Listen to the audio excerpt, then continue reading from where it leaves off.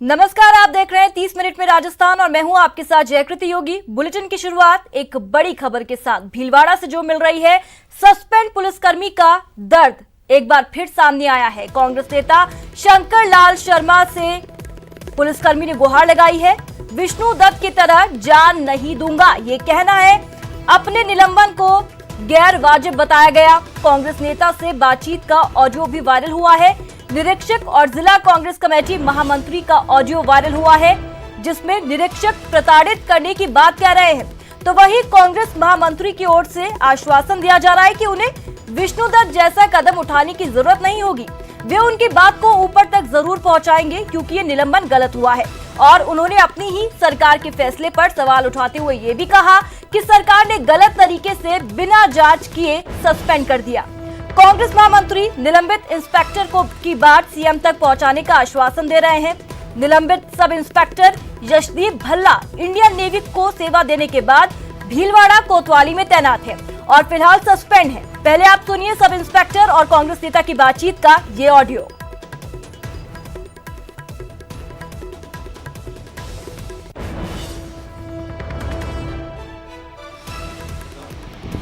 और उस व्यक्ति ने 15 साल तक भारतीय सेना में, नेवी में नौकरी की। उसके बावजूद हमारी सरकार के अंतर्गत उन लोगों के ऊपर गलत तरीके से महिला का एलिगेशन लगाकर जो बिना जांच के सस्पेंड किया गया है, मैं उसकी कड़े शब्द में भर्त्सना करना चाहता हूं।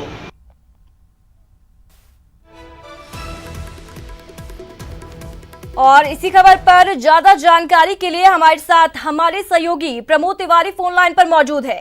प्रमोद, क्यों खाकी पर इस तरीके का अत्याचार? क्या कुछ पूरा वजह सामने आ रही है? क्या पूरा मामला है प्रमोद?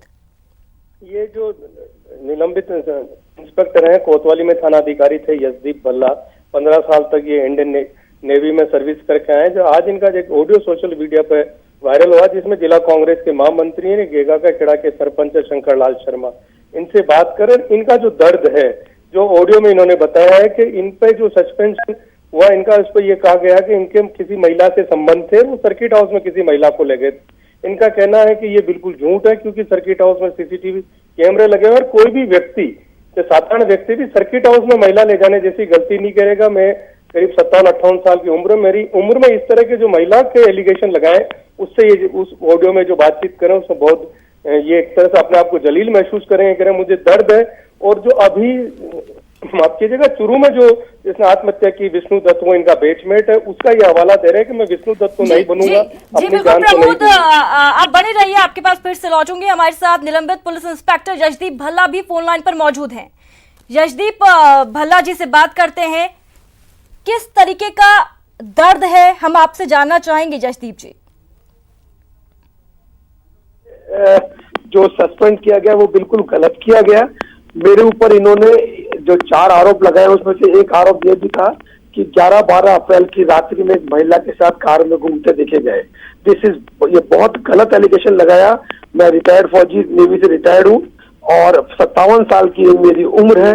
इस उम्र में आकर अगर कोई अधिकारी अपने सबऑर्डिनेट के ऊपर यह एलिगेशन लगाता है कि वो महिला के साथ घूम रहा था, तो ये पुलिस के लिए बहुत शर्म की बात है।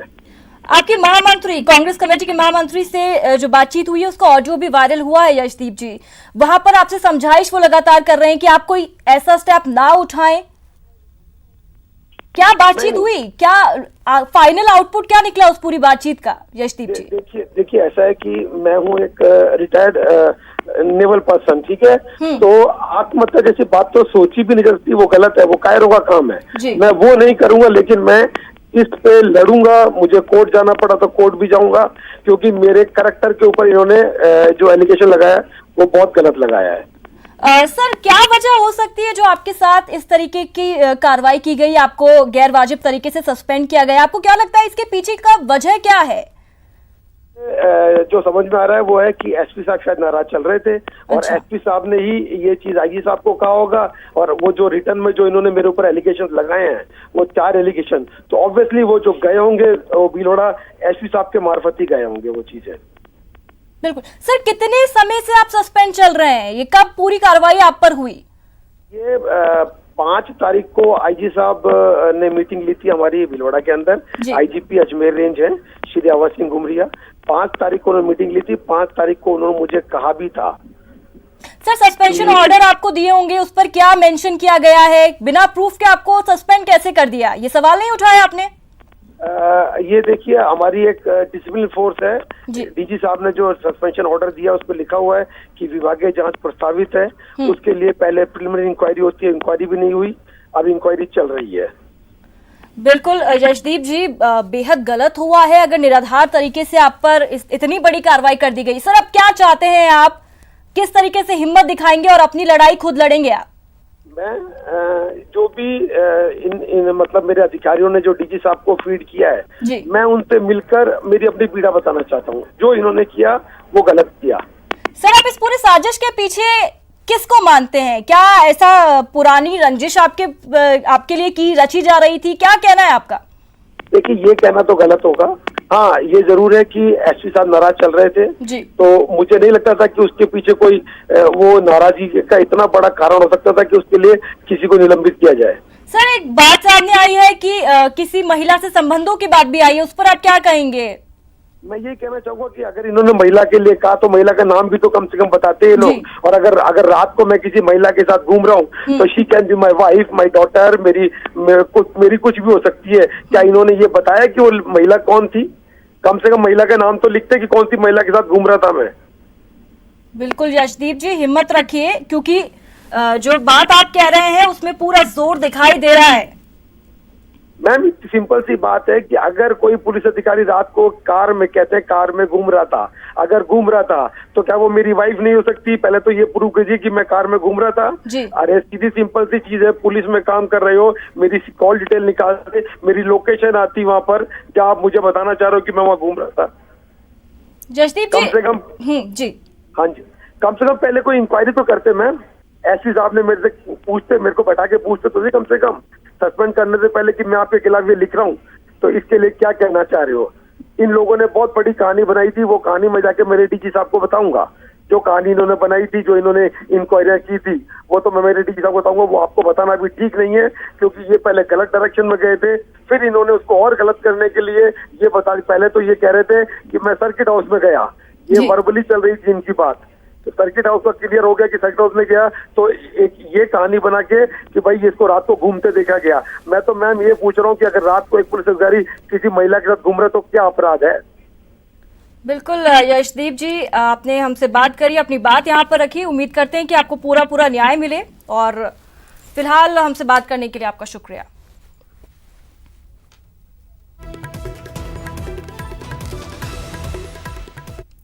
तो चलिए आगे बढ़ते हैं और बड़ी खबर आपको बता दें, भरतपुर में एसीबी ने बड़ी कार्रवाई को अंजाम दिया। पंचायत समिति का जेडीए ट्रैप हुआ है। 5000 की रिश्वत लेते टीम ने उसे पकड़ा है। जेडीए रविंद्र कुमार पहाड़ी पंचायत समिति में कार्यरत है। तो इस वक्त का बड़ा अपडेट भरतपुर से मिल रहा है। एसीबी ने बड़ी कार्रवाई को अंजाम दिया। पंचायत समिति का जेडीए ट्रैप हुआ है। 5000 की रिश्वत लेते टीम ने उसे पकड़ा है। जेडीए रविंद्र कुमार पहाड़ी पंचायत समिति में काम करता है। तो भरतपुर एसीबी की बड़ी कार्रवाई। और इसी खबर पर ज्यादा जानकारी के लिए हमारे साथ हमारे सहयोगी प्रवीण फोन लाइन पर मौजूद हैं। प्रवीण, किस तरीके से कार्रवाई को अंजाम दिया गया, आगे क्या कुछ?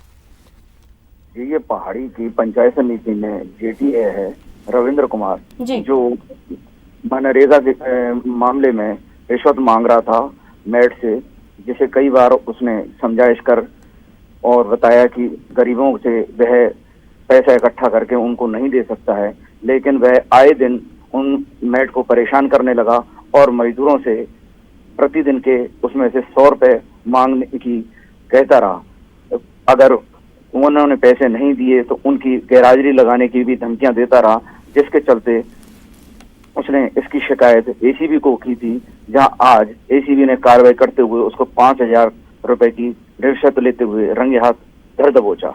जी बिल्कुल प्रवीण, जब ये कार्रवाई की गई होगी उस वक्त हड़कंप समझ गया होगा वहां पर। जी, आपको बता दें कि बिल्कुल गुप्त कार्रवाई थी, लेकिन जैसे ही एसीबी की टीम वहां पहुंची, वहां पूरे पंचायत समिति परिसर में हड़कंप मच गया और जो भी कर्मचारी थे अपने अपने कामों में जुट गए कि वो यह नहीं दिखाना चाहते थे कि वह किसी कार्य में इन्वॉल्व हैं। वहां आपको बता दें कि पुलिस ने एक कमरे में ले जाकर उसकी कार्रवाई को अंजाम दिया और बाहर ही जो फरियादी था उसको भी बाहर ही खड़ा कर दिया और उस कार्रवाई के दौरान किसी को भी भनक नहीं लगे, इसके लिए वह अंदर। जी बिल्कुल प्रवीण, ये महत्वपूर्ण जानकारी आपने हमें दी, शुक्रिया।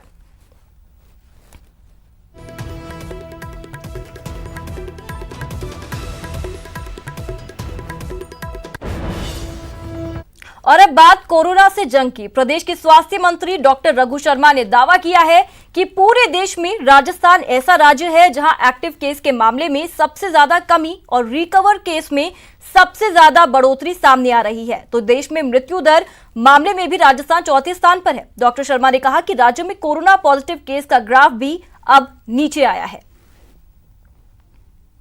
भारत सरकार ने 10 राज्यों के एक्टिव केस हों, चाहे जो क्योर्ड केस हों, जो ठीक हो चुके हैं, या मृत्यु दर है प्रतिशत, इन तीनों का तुलनात्मक जो डाटा दिया है उसमें राजस्थान चाहे एक्टिव केसेस की बात हो और चाहे ठीक हो गए केसेस की बात हो, राजस्थान नंबर 1 है। जो रिकवरी का परसेंटेज है वो 67.59% है। जांच की क्षमता हमारी 18,250 पर डे टेस्ट है। हमने कहा 25,000 करेंगे, वो आने वाले 5-7 दिन में ये 25,000 टेस्ट पर डे हो जाएंगे। उसके अलावा 4 लाख से ज़्यादा टेस्ट हम कर चुके हैं स्टेट में। कंट्री में टोटल 35 लाख टेस्ट हुए हैं। अकेले SMS अस्पताल ने 1,10,000 टेस्ट किए हैं। तो हम टेस्टिंग में भी आगे हैं। हमारा रिकवरी का प्रतिशत भी बहुत शानदार है और यहाँ मृत्यु दर भी सबसे कम है। अभी राजस्थान में जो एक्टिव केसेस हैं वो है 2803। उसमें से जो माइग्रेंट आए, प्रवासी राजस्थानी आए, उनके केसेस है 2620। अगर 2620 केस जो अभी इसी महीने में, मई के महीने में आए थे, पिछले महीने में, ये इनको माइनस कर दो तो हमारा तो 183 एक्टिव केसेस रह जाते हैं ओरिजिनल जो स्थिति थी उसके मुताबिक। तो राजस्थान ने तो बहुत अच्छा परफॉर्म किया है और जिस ढंग की फैसिलिटीज यहाँ क्वारंटीन की हमने डेवलप की है और इंश्योर किया है, ग्रामीण कमेटियाँ बना के जिसमें हमारे सब लोगों को इन्वॉल्व किया हमने ग्राम स्तर पे। ACS स्तर की एक अधिकारी विनू गुप्ता जी, उनको पूरे राजस्थान की क्वारंटीन फैसिलिटीज़ को मॉनिटर करने का काम दिया। तो हमारी व्यवस्थाएं, एक आधा अपवाद तो सब जगह होता है, लेकिन बेहतरीन व्यवस्थाओं के साथ राजस्थान में कोविड को कंट्रोल किया गया और ये सब माइक्रो लेवल का मैनेजमेंट हुआ मुख्यमंत्री जी के खुद के स्तर पे। राजस्थान के तीसरे टाइगर रिजर्व मुकुंदरा से खुशखबरी सामने आई है। मुकुंदरा में आपको बता दें कि टाइगर्स का कुनबा बढ़ गया है। MT2 के 2 शावक होने के बाद मुकुंदरा में टाइगर्स की संख्या 6 हो गई है। आज पहली बार MT2 के दोनों शावकों की तस्वीरें बाहर आई। दोनों शावक करीब 3 महीने के बताए जा रहे हैं। CM गहलोत ने भी इस खुशखबरी को ट्वीट किया। हालांकि शावकों के जन्म होने की खबरें कई बार सामने आई थी, लेकिन वन्यजीव विभाग ने इसकी पुष्टि नहीं की थी।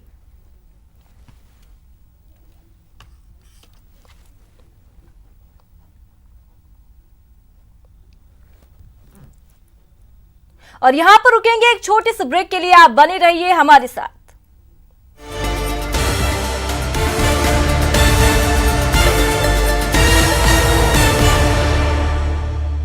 हॉस्पिटल